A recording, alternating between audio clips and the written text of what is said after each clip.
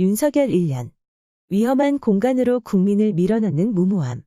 윤정숙 녹색연합 공동대표. 시민언론 민들레는 창간사 첫 마디에서 윤석열 정권 6개월을 거대한 퇴행의 시대라고 규정했습니다. 다시 6개월이 지난 지금도 마찬가지입니다. 아니, 시간이 갈수록 더 악화하고 있습니다. 이에 현 상황을 집중 분석하는 윤석열 정부 1년을 말한다 기획 기사를 8일부터 닷새간 연재합니다. 12일에는 마지막으로 전문가 좌담회가 예정돼 있습니다. 윤석열 정부의 환경기후 정책은 예상보다 더 낡고 위태로워 보인다. 자칭 대한민국 1호 영업사원 윤 대통령의 영업전략은 퇴행과 역행의 길을 향해 있다.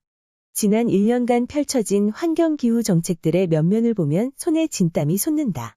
며칠 전 기자간담회에서 대통령은 변화의 속도가 느린 부분은 속도를 더 내고 방향을 수정해야 할 것은 수정하겠다고 공언했다. 어떤 방향으로 어떻게 더 속도를 내겠다는 신호인가?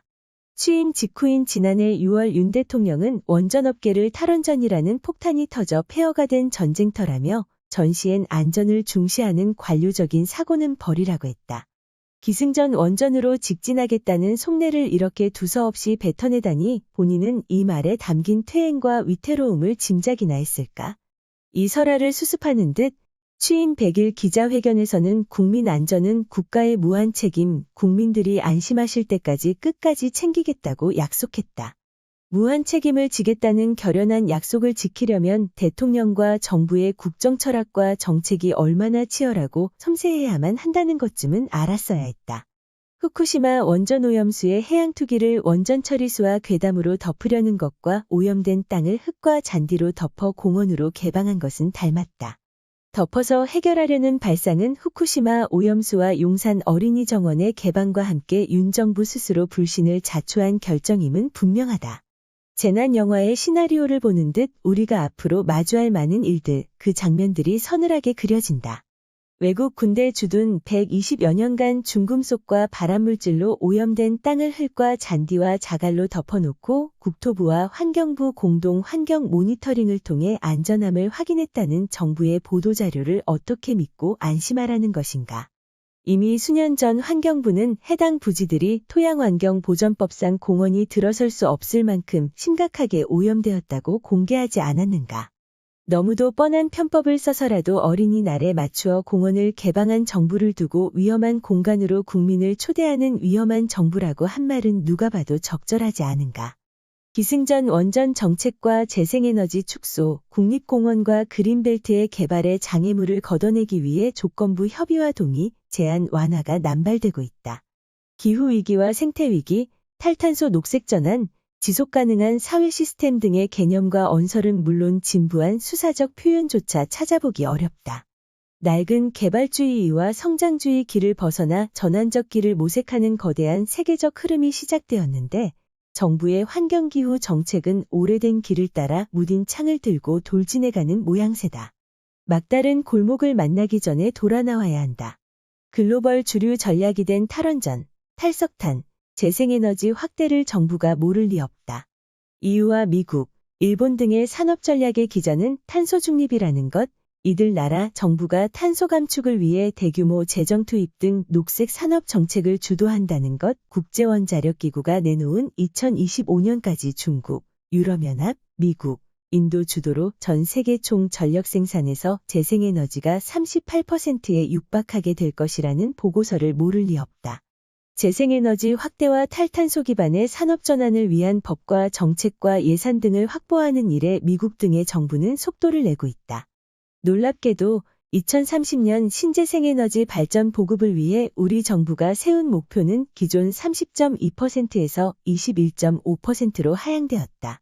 퇴행과 역행의 회로의 속도가 얹혀진 것이다. 에너지 안보 및 탄소 중립 수단으로 원전을 적극 활용, 원전 생태계 경쟁력 강화, 한미 원전 동맹 강화 및 수출을 통해 원전 최강국 도약이라는 선언은 120개 국정과제 중 세 번째로 올려져 있다.